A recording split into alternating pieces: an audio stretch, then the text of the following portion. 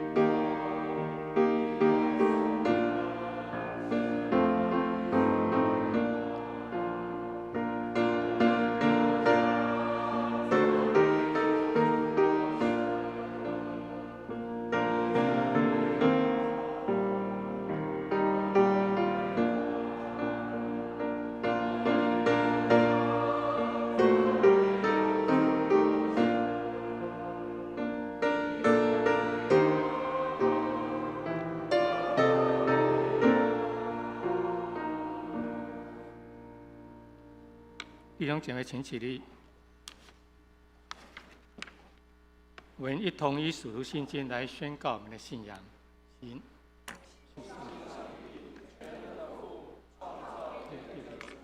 我信我主基督耶稣，上帝的独生子，因圣灵感应，如同生女玛利亚所生，在本多彼拉多手下受难，被钉于十字架，受死，埋葬，降在阴间。第3天从死人中复活升天，坐在全能父上帝的右边，将来必从那里降临，审判活人死人。我信圣灵，我信圣灵公平教会，我信圣徒交通，我信罪得赦免，我信身体复活，我信永生。阿们。荣耀颂。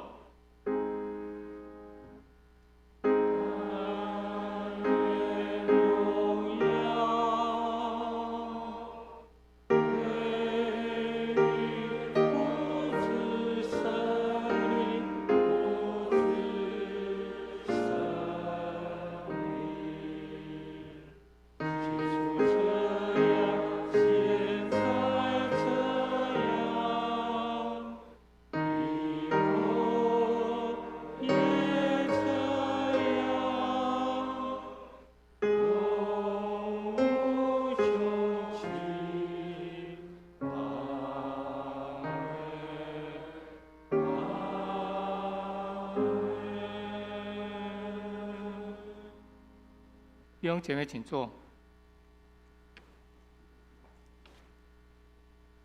接下来是起因文。今天的起因文在诗篇116篇1到2节，跟12到19节。诗篇116篇1到2节，以及12到19节，在旧约644页。等一下由我来起单数节，弟兄姐妹来回应双数节。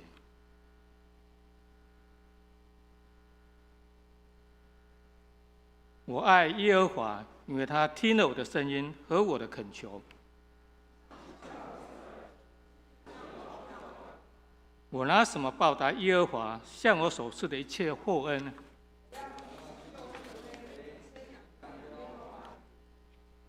我要在他众民面前向耶和华还我的愿。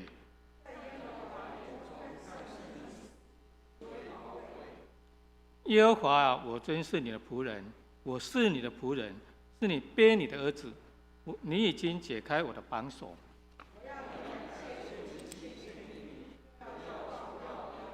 18、19们一起。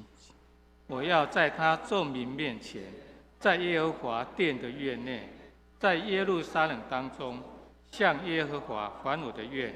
你们要赞美耶和华。以上是上帝的话语。接着我们来做个公祷。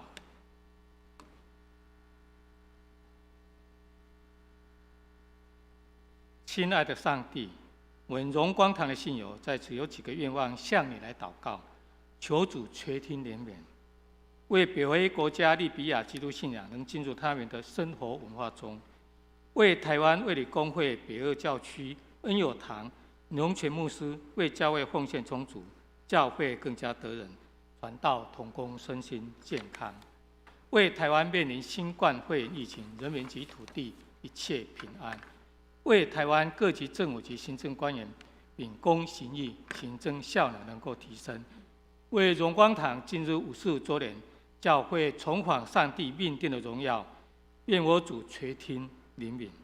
天上大君王，万有的主，依靠你是智慧的开端，投靠你的都是有的。愿全国的人民都能归向你，不论是居庙堂之高的掌权者，能感受人民的忧虑与需求；处庙堂之外的在野者，以及处江湖之远的平民百姓，都能树立国家的处境，以爱跟和平相连结，共同创造祥和与荣耀的国度，好让我们国家因此蒙福。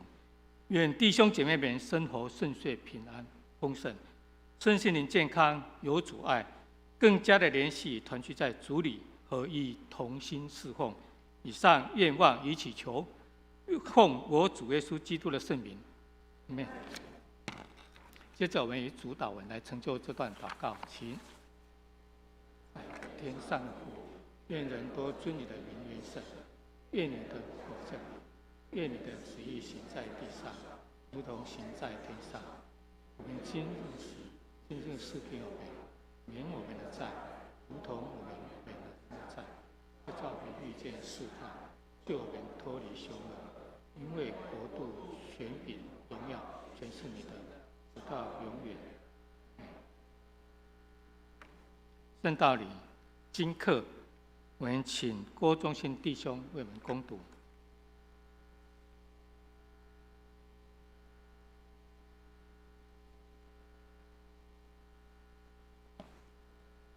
各位弟兄姐妹们平安。本日的经课第一处为创世纪第18章第1节到第15节，于教会圣经旧约第14页。教会圣经旧约第14页，第1节：耶和华在曼利橡树那里向亚伯拉罕显现出来。那时正热，亚伯拉罕坐在帐篷门口，举目观看，见有3个人在对面站着。他一见，就从帐篷门口跑去迎接他们，匍匐在地说：“我主，我若在你眼前蒙恩，求你不要离开仆人往前去，容我拿点水来，你们洗洗脚，在树下歇息歇息。我再拿一点饼来，你们可以加添心力，然后往前去。你们既到仆人这里来，理当如此。”他们说：“就照你说的行吧。”亚伯拉罕急忙进帐篷，见撒拉，说：“你速速拿3细亚细面调和做饼。”亚伯拉罕又跑到牛群里，牵了一只又嫩又好的牛犊来，交给仆人。仆人急忙预备好了。亚伯拉罕又取了奶油和奶，并预备好了牛犊来，摆在他们面前，自己在树下站在旁边。他们就吃了。他们问亚伯拉罕说：“你妻子撒拉在哪里？”他说：“在帐篷里。”3人中有一位说：“到明年这时候，我必要回到你这里，你的妻子撒拉必生一个儿子。”撒拉在那人后边的帐篷门口也听见了这话。亚伯拉罕和撒拉年纪老迈，撒拉的月经已断绝了。撒拉心里暗笑说：“我既已衰败，我主也老迈，岂能有这喜事呢？”耶和华对亚伯拉罕说：“撒拉为什么暗笑说：我既已老迈，果真能生养吗？耶和华岂有难成的事吗？到了日期，明年这时候，我必回到你这里，撒拉必生一个儿子。”撒拉就害怕，不承认，说：“我没有笑。”那位说：“不然，你实在笑了。”本日的经课第2处为罗马书5章1到8节，于教会圣经新约第168页。教会圣经新约第168页，第1节：我们既因信称义，就借着我们的主耶稣基督得与神相合。我们又借着他因信得进入现在所占的这恩典中，并且欢欢喜喜盼望神的荣耀。不但如此，就是在患难中也是欢欢喜喜的，因为知道患难生忍耐，忍耐生老练，老练生盼望，盼望不至于羞耻。因为所赐给我们的圣灵将神的爱浇灌在我们心里。因我们还软弱的时候，基督就按所定的日期为罪人死。为一人死是少有的，为人人死或者有敢做的。唯有基督在我们还做罪人的时候为我们死，神的爱就在此向我们显明了。以上是上帝的话语。我们谢谢郭忠信弟兄为我们攻读上帝的话语。接下来是读经，经文在马太福音10章1到8节。马太福音10章1到8节，在新约11页。由我来攻读这段经文，马太福音10章1到8节。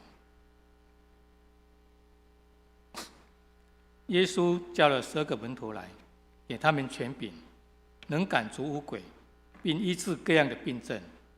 这12使徒的名，头一个叫西门，又叫彼得，还有他兄弟安德烈、西比泰的儿子雅各和雅各的兄弟约翰，腓力和巴多罗冠、多马和税吏马太，亚勒腓的儿子雅各和达太，分瑞党的西门，还有卖耶稣的加略人犹大。耶稣差遣这12个人去，吩咐他们说：外邦人的路你们不要走，撒玛利亚人的城你们不要进，宁可往以色列家迷失的羊那里去。随走随传，说天国近了，医治病人，叫死人复活，叫长大麻风的洁净，把鬼赶出去。你们白白的得来，也要白白的舍去。以上是上帝的话语。接下来献诗，我的心呐，我们请诗班。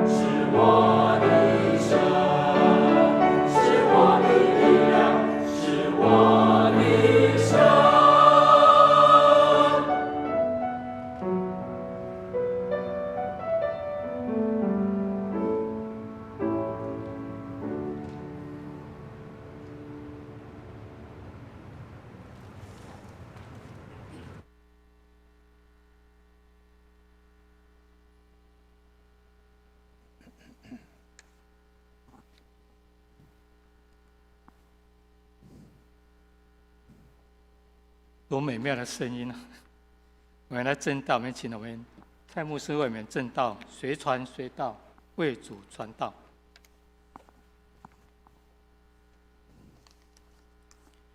弟兄姐妹平安，很高兴在主日早上跟大家一起见面。那谢谢我们刚刚的诗班的献诗。上个礼拜我曾经跟大家分享过说，大卫常常会自我安慰，因为他有时候会遇到一些患难，有时候会遇到一些痛苦。所以今天刚好唱的这一首诗歌，就是上一次牧师提到说，大卫常常给自己的安慰，在诗篇42篇里面，他说：“我的心啊，你为何忧闷？为何在我里面烦躁？应当仰望上帝。”所以有时候我们可能不一定都会遇到顺心的事情、顺利的事情，但是我们可以常常安慰我们的心：“我的心啊，不要忧闷，不要在我里面烦躁，要仰望上帝。”上帝帮助我们，让我们可以透过诗歌、唱诗、敬拜、赞美来歌颂他。圣经上告诉我们说，上帝是用以色列的赞美为宝座的，在诗篇22篇里面提到，上帝用以色列的赞美为宝座。所以当我们在这里唱诗、敬拜、赞美上帝的时候，就是让上帝设立宝座在我们当中。所以愿上帝帮助我们，让我们知道我们来到上帝面前，我们要来朝见主的面。我们每个礼拜天都会来到教会来做礼拜，我们每个礼拜天都会来上主日。但是我不知道我们来上主日的时候，我们的想法是什么？我们是来在这里做什么？很多人说：“我要来见我的老朋友。”很多人会说：“我是要来这个做礼拜，来朝见上帝。”很多人会说：“我是来这个享受一下那个氛围。”求上帝帮助我们，让我们真知道我们来做礼拜是为了什么。圣经上让我们看到一个事情是：上帝在这里做宝座，在这个地方，我们应当来到这里来朝见他。各位，如果有民间信仰的朋友，或者是你的朋友当中家人里面，如果有民间信仰的一些这些的同事或者是朋友或家人的话，各位应该会看过，他们曾经有过去庙里或者是去拜神明的时候，他们的心是很敬虔的。如果我没有记错的话，以前我曾经看过，要去庙里面拜抽签的人，可能前几天就要斋戒沐浴。他可能就要洗净自己的身体，然后他要去到庙里面，他要去求那个神明，以至于他希望神明可以给他有一个方向，或是可以给他一个诗签，让他可以知道未来要怎么走。亲爱的弟兄姐妹，上帝帮助我们，让我们来到他的殿中，来到上帝的殿中，我们也是带着这样的敬畏的心来到上帝面前。昨天有一个弟兄很好玩，他跟我分享了一个事情，他说他有时候工作很累，回到家里面就躺着祷告。但是呢，他的孩子如果来到他身边要跟他一起祷告的时候，他一定要坐起来。他说他一定要坐起来跟他们一起祷告。他说这样代表一个敬虔的态度。虽然我很累，我知道上帝会听我的祷告，但是我的孩子在我身边的时候，我要坐起来跟他们一起祷告，让他们知道在上帝的面前应该是带着敬畏的心、敬畏的态度。有上帝帮助我们，让我们知道我们来教会里，我们也是要来朝见主的面。我们不是只有来跟人交谊，当然交谊很重要，但是我们除了跟人交谊以外，重要的是我们要跟上帝见面的。所以愿上帝帮助我们，让我们可以时常与主来亲近。来到教会里面，我们要记得我们是来朝见我们的上帝，我们的主。愿上帝帮助我们。好，开始前一样跟大家分享一个笑话，一个故事就是只是一个笑话，千万不要太介意啊。因为最近考试周，所以或者是7月份就要开始有一些大考试，所以考试对学生来说都是一个相当重要的事情。有一天，这个小华从学校回来，刚考完试回来，然后妈妈早就已经探听到隔壁的这个小美的分数多少，她就回来问小华说：“人家隔壁小美，她是这个考99分，那你考几分呢？”小华就跟他妈妈讲说：“我比他多一点点。”你知道妈妈听了好高兴，哇，你比他多一点点，那你就是100分哦。结果不是，那个小华说：“我比他多一点，我是考9.9分。”知道那个点在哪里吗？99的那个点，真的多一点啊，真的有多一点啊，在哪里？在那个99的中间那一点啊。所以他说我是考99分的中间多一点啊。上帝帮助我们，其实。虽然我们也许不一定可以考99分，我们也许可能真的是考9.9分，但是上帝帮助我们，让我们能够在任何时间、任何地点，只要能够为主所使用，上帝也会重用那些叫做软弱人看为不好的，或是人所轻看、所轻视的，上帝仍然会重用他们。愿上帝帮助我们，让我们能够在上帝面前，我们也能够有新的开始，有新的生命，也能够做新的这样的一个生活，能够活出基督的样式。好，我们一起举起圣经来祷告，愿上帝的话做我们的帮助和力量。让我们拿起圣经，把上帝的话放在我们心里。我们一起来祷告，一起念这节经文，一起念经。这是我的圣经，他说我是谁，我就是谁；他说我拥有就拥有，他说我可以就可以。今天神的话要来教导我，我诚心悔改，我心里警醒，我灵谦卑受教，我就不再一样。奉主耶稣基督的圣名，阿们。我不晓得大家喜不喜欢看童书哈？那我很喜欢看童书，或是有时候我会很喜欢从小朋友的眼光来看一些的事情。那这个是我最近去看到了一个漫画，也给我们一个很好的提醒。我们有时候会觉得说啊，上帝好像要用的都是那个叫做漂亮的，或者是外貌好看的、学历高的，或者是叫做很多的成就的，好像这样上帝是比较喜欢用的。我们甚至有时候也会在教会里面，也常常会有这样的一个比较跟评比，或说，好像上帝比较特别重用哪一些人，这些人好像是特别重要的，或是他们是好像比较特别有这样的一个光环在，所以上帝特别重用他们。礼拜五的晚上，我们弟兄会在聚会的时候，我听到一个弟兄的分享，心里很感动。他说他以前在在民间信仰里面，在这个道教里面的时候，他说从来没有过可以跟教授，可以跟那个一些叫做有名望的人坐在一起排坐。他说，因为他们都是比较叫做学历低的，或是比较叫做生活上面比较没有那么好的，他是不能够跟这些人平起平坐的。他说他来到教会里面一个很特别的地方，就是在教会里面，居然在我身边可以有大学的教授，在我身边可以有这个大老板，在我身边可以有很多很多这些叫做有名望的人，但是他们都跟我一起坐在一起来敬拜上帝。所以，亲爱的弟兄姐妹，上帝不是只有使用叫做有能力的人，或是叫做身份地位好的人，上帝也使用我们这些叫做卑微或是软弱的人，让我们能够被上帝来使用。上帝要的是一颗单纯的心，而不是只是我们外在的这一些的东西。不是我们要得到很多奖杯，上帝才会使用我们；不是我们要有很多的恩赐，上帝才会使用我们。当我们愿意被上帝来使用的时候，当我们一颗心是单纯的，我们就能够被上帝来使用。上帝不一定要用很有能力的保罗，上帝有时候也会用叫做当渔夫的彼得。所以上帝帮助我们，让我们能够知道上帝要使用的器皿各种不同各样，但是唯有一颗单纯的心才是上帝要使用的。所以我刚刚说我很喜欢看童书哈，各位跟大家介绍有一本童书，这一本童书很久了，但是它一直让我觉得心里面很感动，就是这本书叫做《你很特别》。可能我们当中有很多的老师也教过这本绘本，或者是上过这本绘本。它其实在讲的东西是什么？他说有一个木偶，或是一个木偶国里面，它是一个创造者去创造出来的木偶。然后这些木偶他们都很特别，就是他们会用各种眼光去评判人。如果今天你的表现很好，他就会给你贴一颗星星；如果今天你表现的不好，他就会给你贴一颗点点，黑色的点点，表示你是很差的人。那这个里面的这个主人翁，他就是常常被人家贴点点的人，因为他会觉得说，好像他不是很高大的，他不是很俊美的，他是一个很普通的木偶，甚至人家也觉得他并不是一个出色的人，会给他贴点点。有一天，他走在路上的时候，他看到有一个木偶身上没有贴星星，没有贴点点，他觉得这是一个很特别的事情，所有的人身上都有星星，都有点点，为什么他没有？后来他就问这个没有星星、没有点点的这个木偶，问他说：“你是怎么办到的？你身上为什么贴不住这些的星星跟这些点点？”这个没有星星点点的这个木偶，他就跟这个小木偶说：“因为我每天晚上我都会回到我的创造者那里，让他来帮我处理掉一切所有的事情。”所以后来这个木偶他就说：“我也要去看这位我的创造者。”所以当他每一天回到他的创造者面前的时候，他身上的星星跟点点就不见了。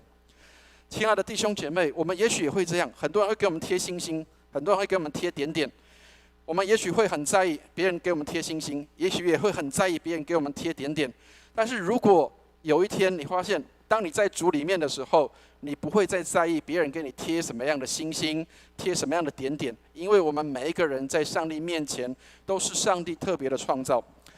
所以，亲爱的弟兄姐妹，提姆凯勒牧师这样说，他说：宗教叫我们夸口自己所做的，然而福音叫我们夸口耶稣所为我们做的。耶稣不是叫我们要去成为一个叫做好像这个所有的人都能够羡慕的那样的一个角色，或者是那样的一个有钱人，或者是那样的一个能力很强的人。他要我们看到的是耶稣所做的。福音叫我们看到耶稣在我身上做了多奇妙的事情。所以，亲爱的弟兄姐妹，宗教会让我们夸耀。你看，我每天读多少章圣经，我每天祷告几个小时，我每天做哪些的那个敬虔的活动，我们会拿这些来夸口。但我不是说这些不好，千万不要误会牧师的意思哈。我不是说你不应该每天读圣经，不是说你不应该每天祷告，这些都是需要的。但是这些不是叫我们夸口，这些是让我们能够知道我们与上帝的关系是那么样的亲密。我每天读圣经，我可以把上帝的话吸收在我的心里。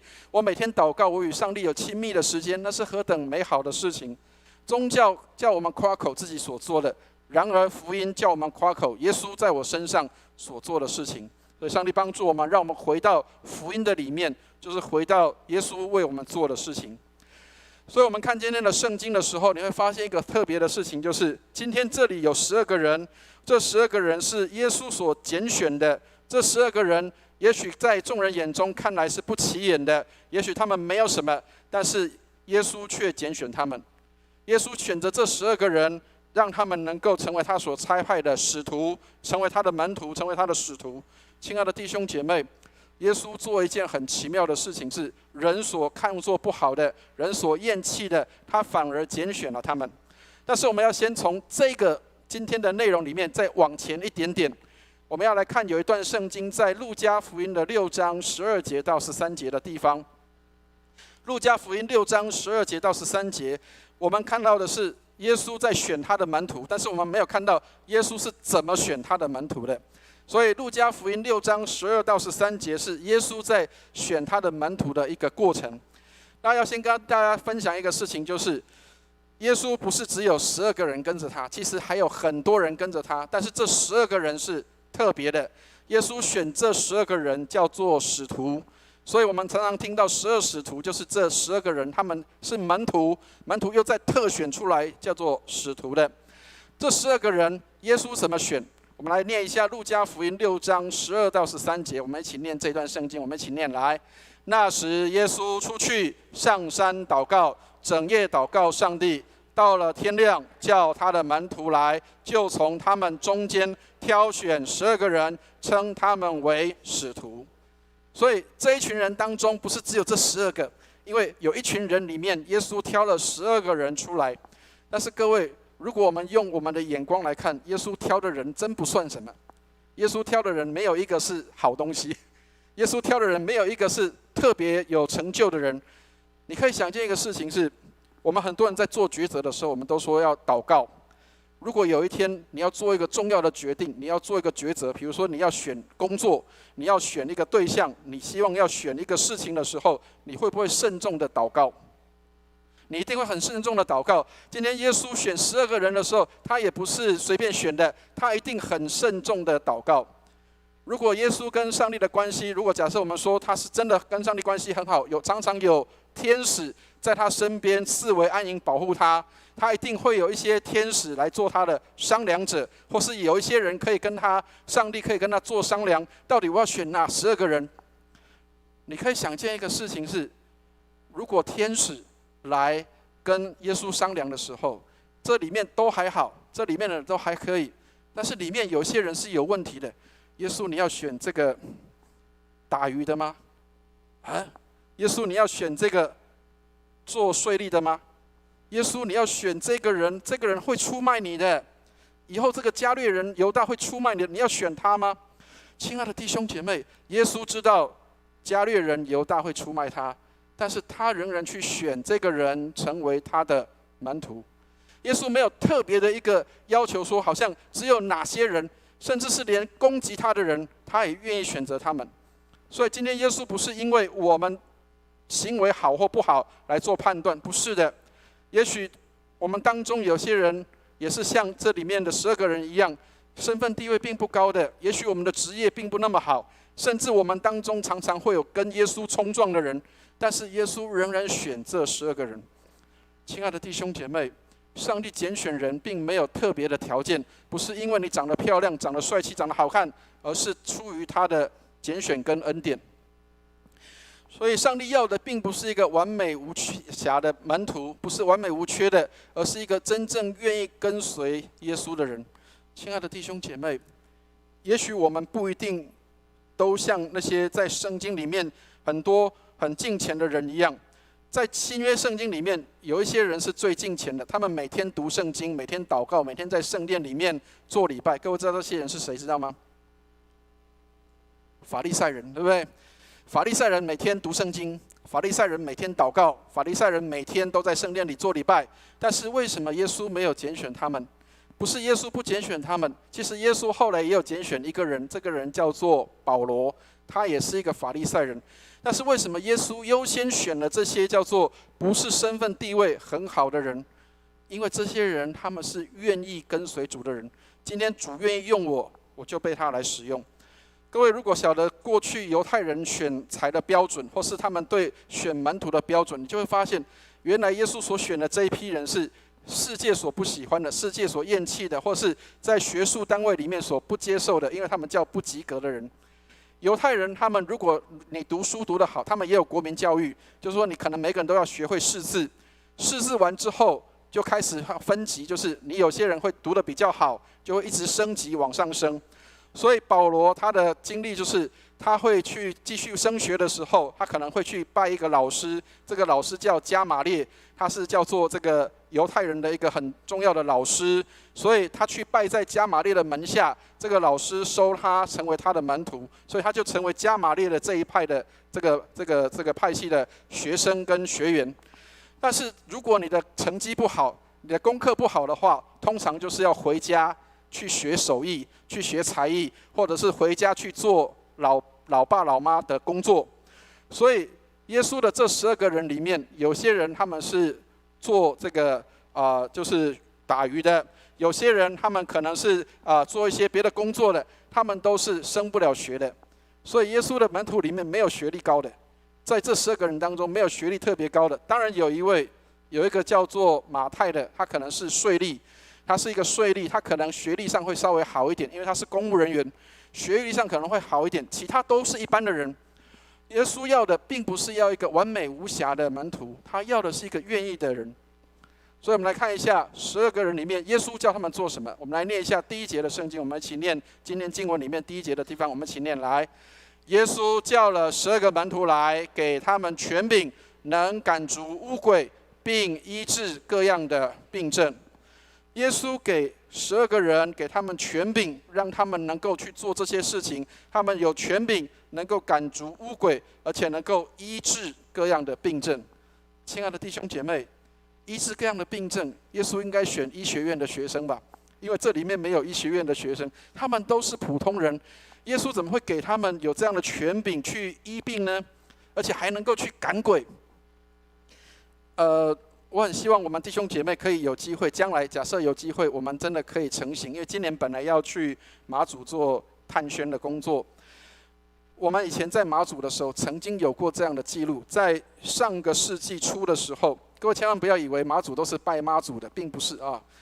有2个很重要的华人的基督教的领袖，都在福建、广州、浙江这一带在活动的。这2个人，一个叫做尼拓生，那另外一个人我突然间忘记他的名字了。宋尚杰，对不起，宋尚杰跟尼拓生，这2位都在东南沿海这一带做服事，所以他们其实在中国的东南沿海这一带，他们训练很多的门徒，有很多的基督徒教会在那里兴起。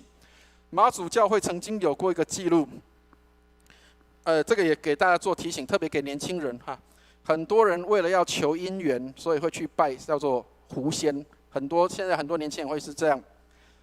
在马祖真的有发生过，有些人是被鬼附的，而这些人被鬼附的症状就是他们的身上会有很浓厚的这样的一个味道，然后他们的叫声、说话的声音就会像狐狸一样。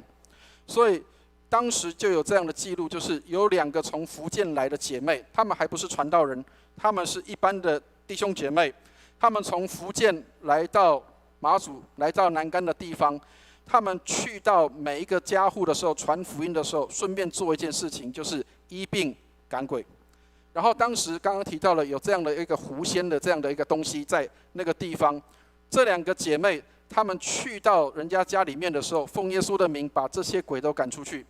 所以当时的教会有做这样的记录，就是这2个人他们能够在民间当中，能够在马祖那个地方做这样的服事的工作，并不是传道人，但是他们却能够带来这样的权柄。所以亲爱的弟兄姐妹，不要觉得说只有牧师、只有传道人才能做这些服事，上帝也透过一般的人，上帝也透过平凡的人，能够来做这些的侍奉。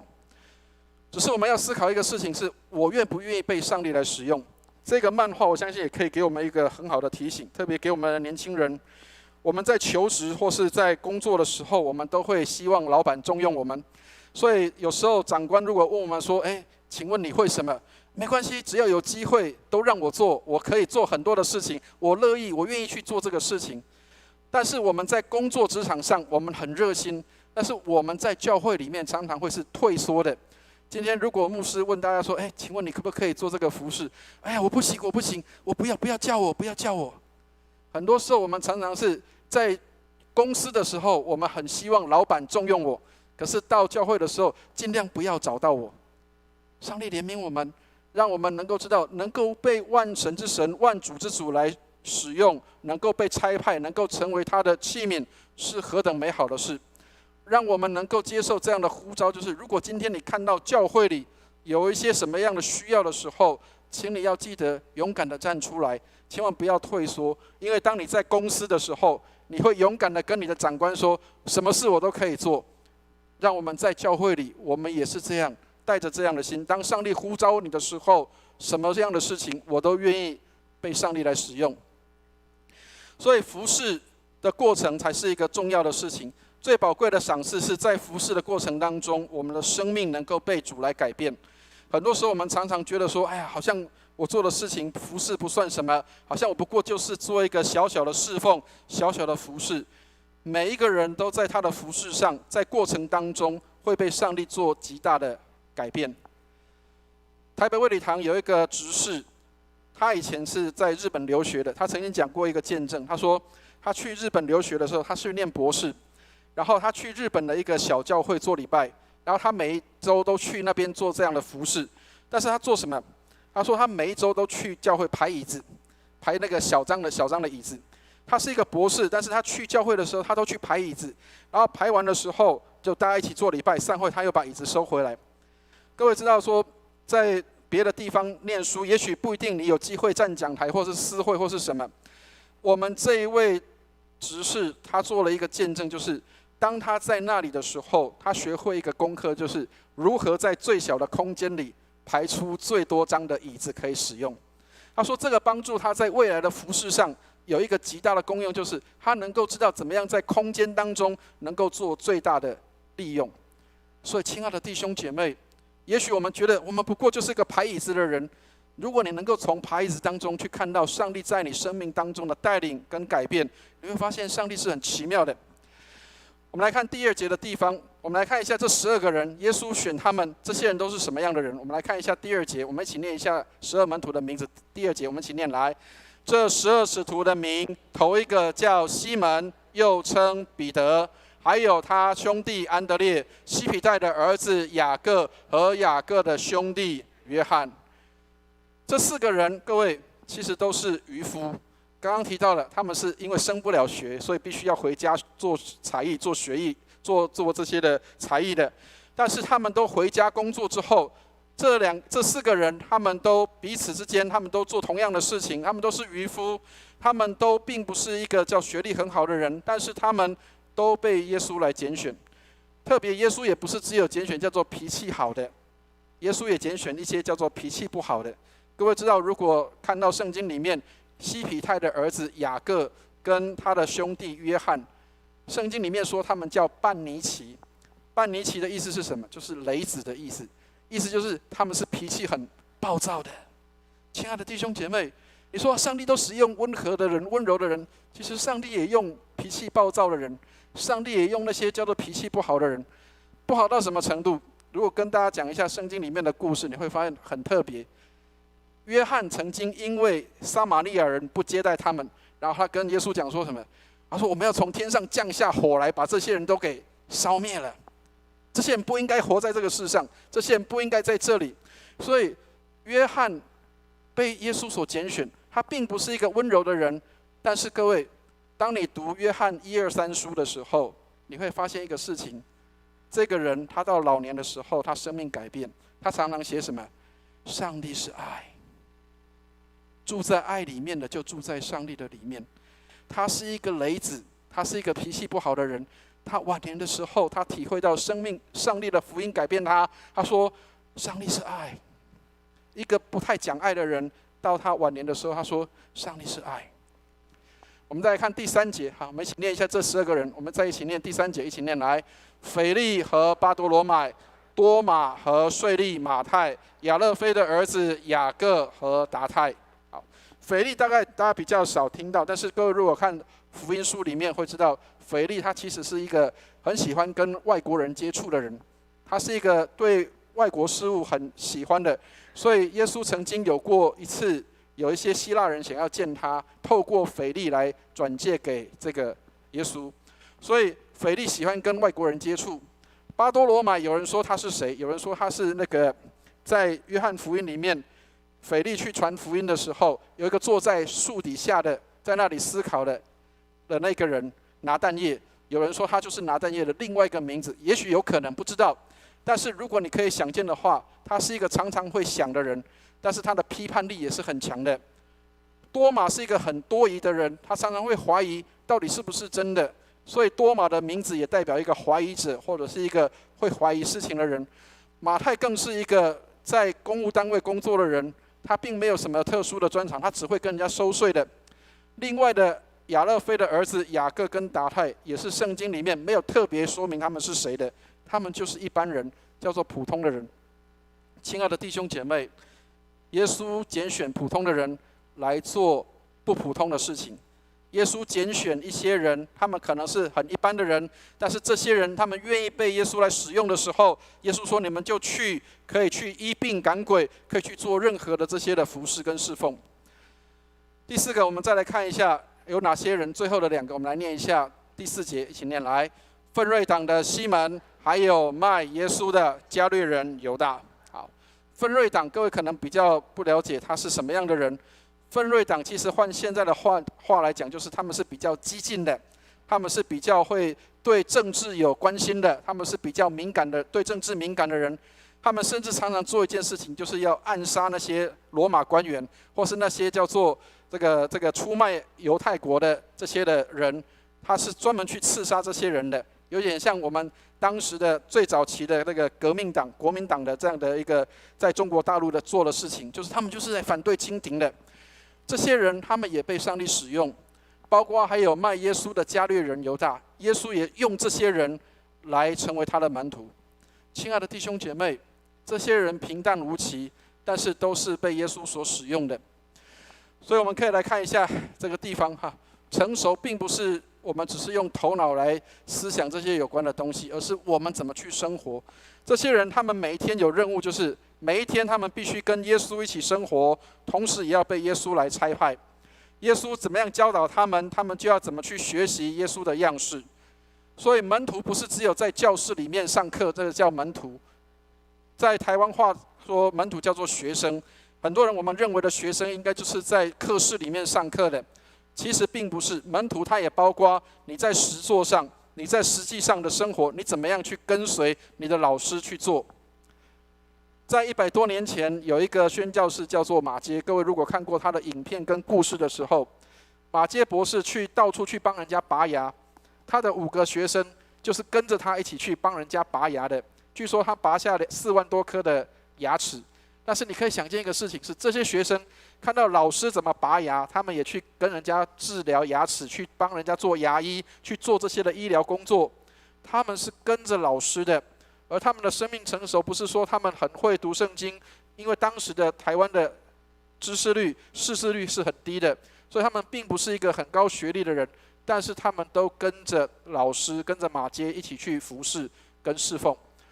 所以成熟并不是代表读书读很多，或者是我们有很多的这些的知识，而是我们愿意去跟随老师的脚踪来行。如果我们说耶稣是我们的老师，我们愿不愿意跟随他来服侍？我们来看一下劳威廉，他这样说：虔诚的人不再照自己的生活意志，也不再行世界的道路，只有遵行神的旨意。所以耶稣差派这12个人出去，他说：你们要去，而且去传福音，告诉人天国近了。他们要去为人医病，去为人赶鬼的。所以他们被差派出去，他们在那里侍奉。他们并不是因为人的眼光而去侍奉，而是因为在乎上帝的眼光。所以侍奉的关键不是我们要去在乎人怎么看我们，而是要去在乎上帝是怎么看我们的。所以侍奉的关键不是说人家怎么评估你，而是我所做的事情是不是讨上帝所喜悦，得上帝喜欢的。所以愿上帝帮助我们，让我们能够看到耶稣差遣12个门徒去，要得回这些人。我们看他们要得回的人，第6节这里所提到的，我们来念一下第6节，我们一起念来：宁可往以色列家迷失的羊那里去。耶稣差派这12个人，要他们去往以色列家迷失的羊那里去，把这些过去曾经是上帝的羊的，把这些在羊圈里面但是离开的这些人再一次的找回来，把这些人从离开父家的这些人再一次的带回来，好像把浪子带回来一样。所以亲爱的弟兄姐妹，耶稣差派我们去把那些流浪在外的，或是那些离开家的这些浪子，再把他们带回到上帝的家里面来。他说：宁可往以色列家迷失的羊那里去。随走随传说天国近了。所以这些人他们不单是要去做服事，而且他们还要去传道。你可以想见一个没有学问没有知识的人，他们仍然可以传福音做见证。他说天国近了。耶稣的福音信息很简单，只有一样，就是天国近了，你们要悔改。所以亲爱的弟兄姐妹，不一定要高言大志。保罗他从一个事情学会的功课，就是他是一个法利赛人，他是一个追求知识跟学问的人，但是他对哥林多的教会的人说：我并不讲这些高言大志，我传讲的是耶稣基督并他的十字架。所以亲爱的弟兄姐妹，不一定我们传福音要很有知识很有学问，但是你只要会讲耶稣基督还有他的十字架，你就可以传福音。亲爱的弟兄姐妹，上帝帮助我们用各样的方式把人带到上帝的面前。第8节，我们最后来念一下今天的最后一节圣经。好，我们一起念来：医治病人，叫死人复活，叫长大麻风的洁净，把鬼赶出去。好，亲爱的弟兄姐妹，我们每一个人都能够有这样的权柄，上帝给我们有这样的权柄。刚提到了马祖教会里面有2个姐妹，她们就到处去帮人家做医病赶鬼。我们也可以做这样的事情。当我们被差派去传上帝国的福音的时候，不是我们要怕鬼，应该是鬼要怕我们。跟大家分享一个见证，我跟我一个同学，一个专科时代的同学传福音。我们在学校的时候，我们是一起住宿，住在宿舍里面。我跟他是同一个房间住宿的。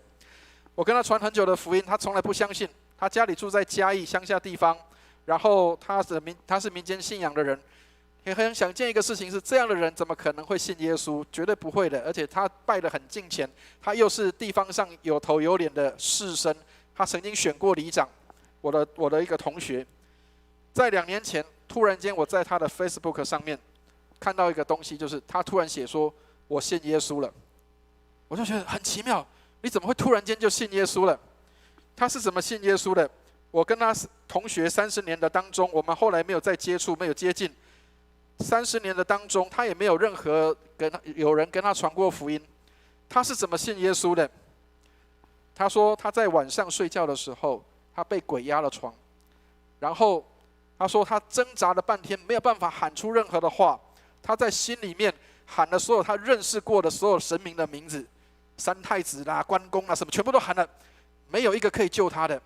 他说突然间他也不晓得为什么，他说突然间他就想到耶稣了，他说耶稣救我。当他喊了耶稣救我的时候，他说那个鬼就离开了。然后他说他就惊吓，然后坐起来，他说耶稣真的救我了。然后他就马上在 Facebook 上面就写下这段话，他说我知道我所信的是谁。很多人在他下面留言写说那你一定是没有喊过所有的神明的名字啊，一定还有一些人你还没有喊到的，或者是有人说那你一定不够敬虔，你一定要更敬虔才是这个正道。但是我这个同学他就写上这个话，他说在后面他写上这个话，他说我知道我所经历到的，我知道我所经历到的，耶稣的名是大有能力的。亲爱的弟兄姐妹，我们奉主的名常常做很多事情，但是我们不太相信。你知道那个没有信耶稣的人，他居然奉耶稣的名就把鬼赶出去了。如果我们真信的话，你应该要相信，你可以奉主的名，可以成就很多的事情。上帝帮助我们，无论做任何事情，都是为了荣耀上帝而做的。所以圣经说，你们要白白的得来，也要白白的舍去。我们白白得到上帝的恩典，我们也是这样给出去的。所以上帝帮助我们，让我们白白得来，也能够白白舍去。所以今天我们所念的经文给我们几个功课。第一个，预备我们自己成为合乎神所使用的器皿。在圣光神学院的那个校训里面，他说成为圣洁，合乎主用。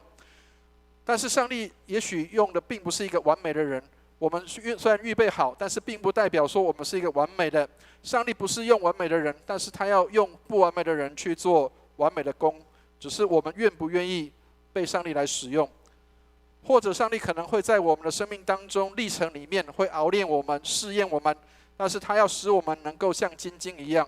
所以约伯记里面说，然而他知道我所行的路，他试炼我之后，我必如金晶。所以上帝帮助我们，让我们能够为主所使用，但是在这个过程当中，我们需要预备好自己来被主用的。上帝正在我们的生命当中在动工。也许你会说，我的过去有很多的不完全或不好的地方。王尔德这个牧师他这样讲，他说每一个圣人都有他的过去，而每一个罪人也都有他的未来。也许我们会有过去，会有不完全的地方，但是上帝也仍然使用我们。每一个罪人，我们再怎么不配，上帝都会为我们来预备前面的道路，再一次的让我们可以被他来使用。所以不要放弃，每一个人都可以被上帝来使用的。第二个，我们要预备自己接受主的差派。耶稣花了30年的时间预备他自己被上帝来使用，他真正工作只有3年半的时间，但是他花了30年的时间在为自己做预备。所以亲爱的弟兄姐妹，也许你现在正在预备期当中，但是不要失望，不要放弃，上帝永远为你做最好的预备。当适合的时间，上帝就要高举你跟提升你，来为他所使用。各位，我不晓得大家喜不喜欢听歌剧啊？各位如果有听过，有一个人应该会很认识，不过他已经过世了。这个人叫帕瓦罗蒂，知道吗？帕瓦罗蒂他原本是做什么工作？他是一个备胎，所谓备胎就是正牌的演员上来演的时候，他就是要做预备的。假设如果这个正牌的人他没有来的时候，这个台会顶替他的。所以每一天帕瓦罗蒂都在练习，他也在观察跟看着台上的那个人他是怎么唱的，他是怎么做的。但是他始终是一个备胎。有一天突然间那个正牌的人没有来，缺席，没有办法来了，所以导演赶快叫他，你赶快上场，这里就要让你上来了。结果后来当他唱完之后，后来以后他就离不开那个舞台了，他就一直就在那个台上。但是各位，他预备了多久的时间才能够上到那个舞台上面？所以亲爱的弟兄姐妹，耶稣预备30年，他工作只有3年半，但是他有30年的时间在做预备的。那我怎么知道上帝有呼召我？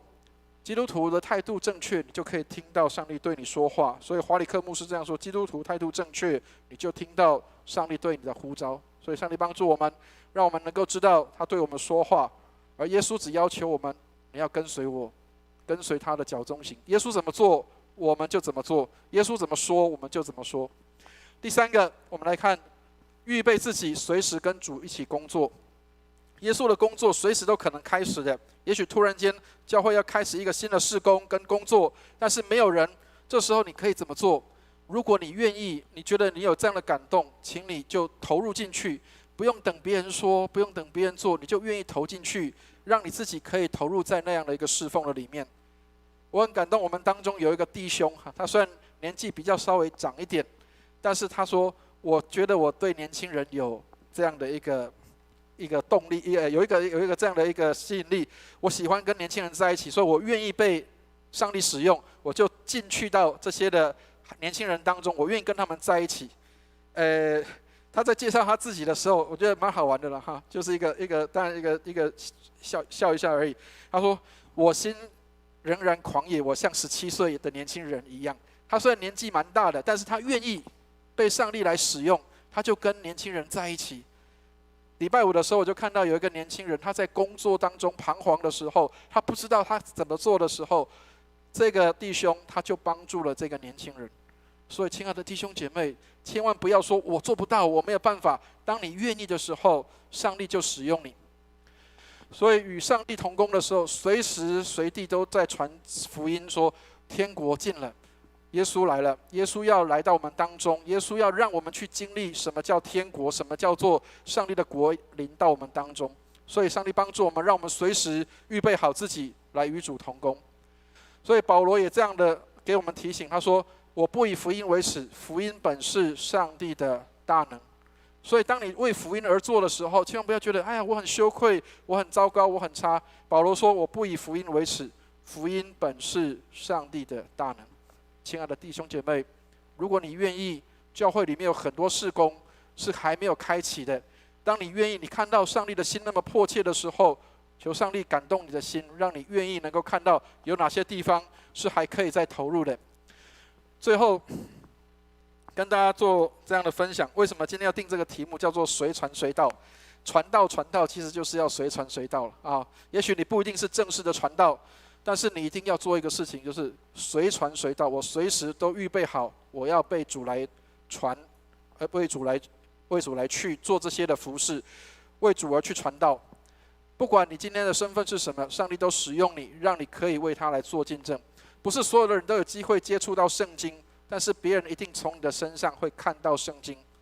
你的生命就在展现你所看的圣经写的是什么。所以上帝帮助我们，让我们可以从圣经上帝的话里面能够活出那样的生命，人看见我们就看见基督在我们的里面活。愿上帝祝福我们。我们一起来祷告。亲爱的天父，帮助我们。也许我们卑微软弱，我们不算得什么，但是当你愿意使用我们的时候，主啊，让我们能够在你面前说我愿意。帮助我们不去推辞，不去看别人这些好像我们觉得我们自己做不到。主啊，你愿意的时候，求你使用我们。但是你也帮助我们，当你使用别人的时候，让我们也能够成为这个人的祝福，常常为他祷告，让他可以在服事上更加的得力。谢谢你恩待我们，让我们每个人都能够有机会参与在侍奉的当中，让我们所有的人都能够为你所使用，无论在各个角落跟各个地方里面。谢谢你垂听我们的祷告，带领我们在你里面蒙恩。祷告奉耶稣基督的圣名，阿们。谢谢牧师的传讲。接下来我们要进去背诵。今天进去在马太福音10章1节，我们来背诵2次，请。耶稣叫了12个门徒来，给他们权柄，能赶逐污鬼，并医治各样的病症。马太福音10章1节，耶稣叫了12个门徒来，给他们权柄，并医治各样的病症。马太福音10章1节。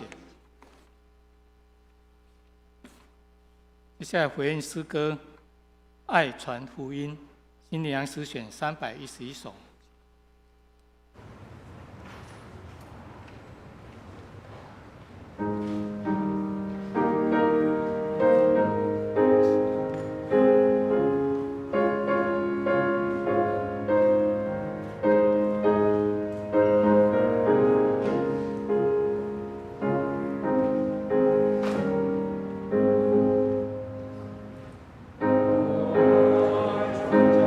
主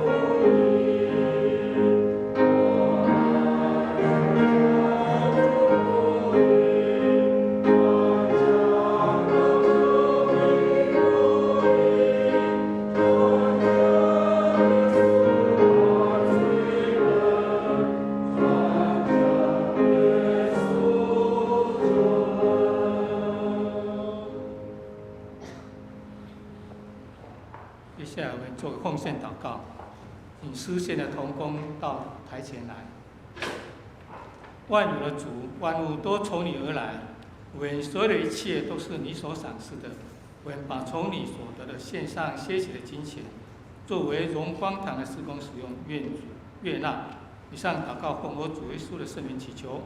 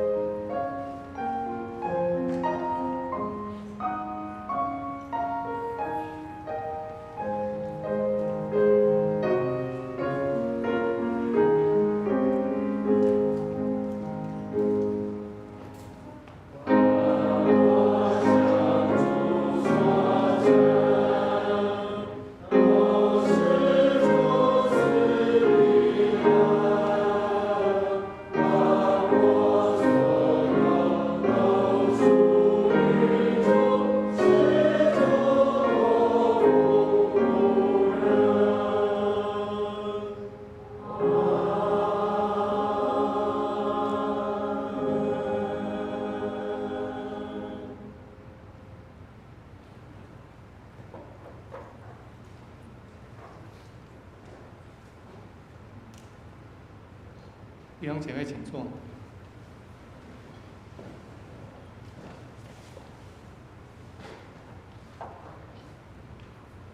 那我们来介绍新朋友郑小芬姐妹，请。她在世，欢迎。她现在是就读正修广贸科。我们一次欢迎，永远欢迎。然后王秀华姐妹，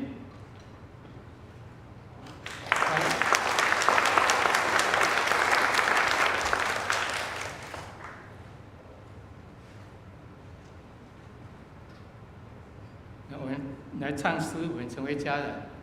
等一下的话，彼此同手。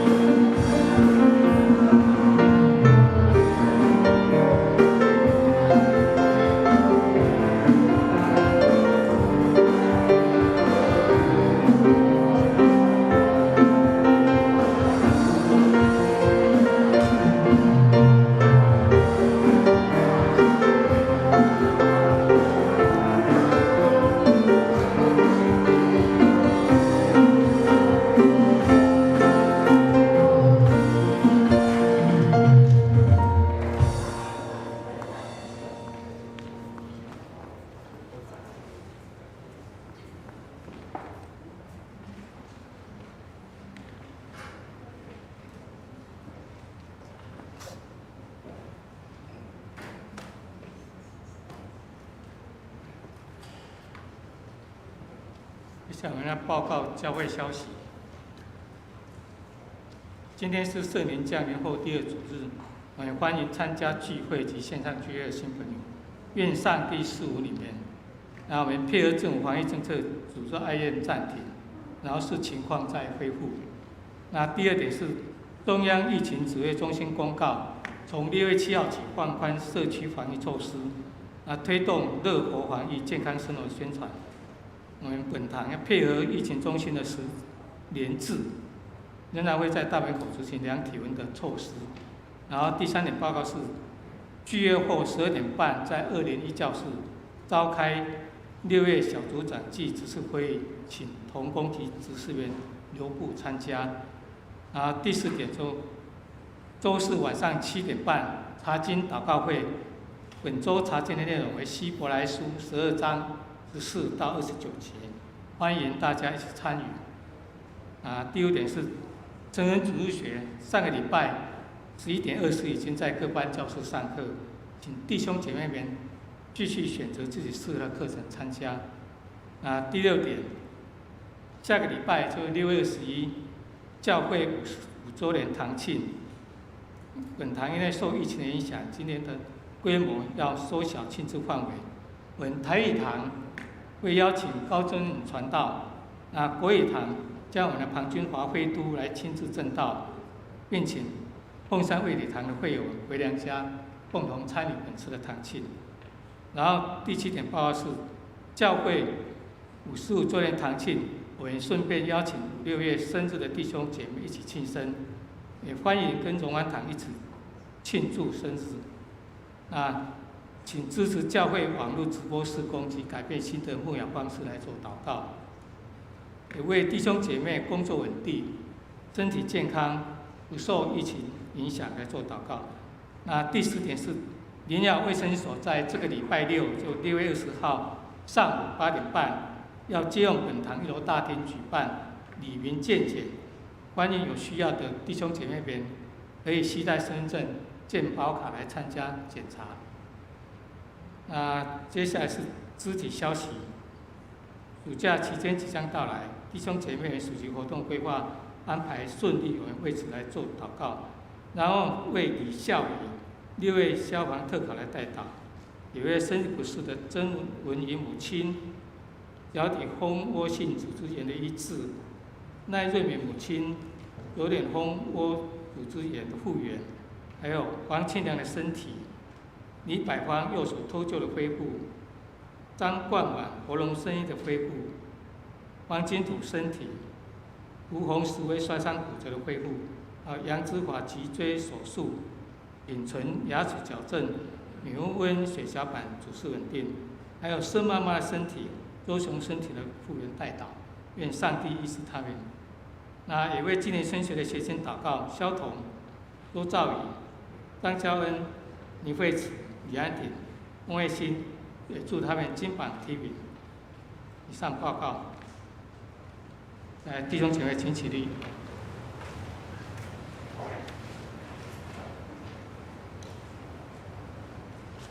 3、1，送。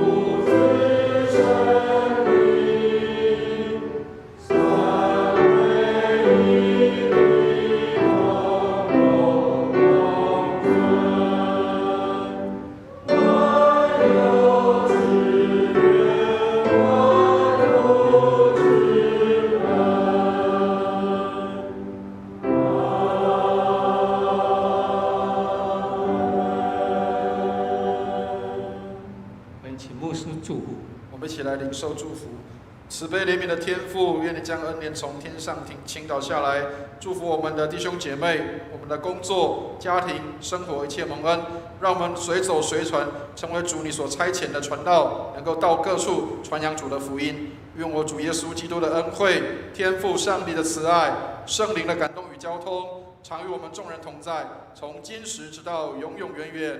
阿们。阿们。颂。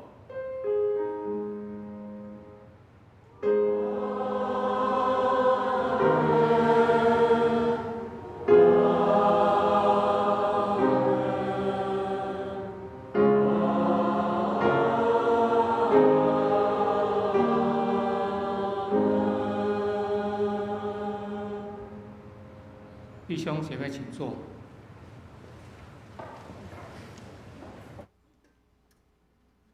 下来电乐。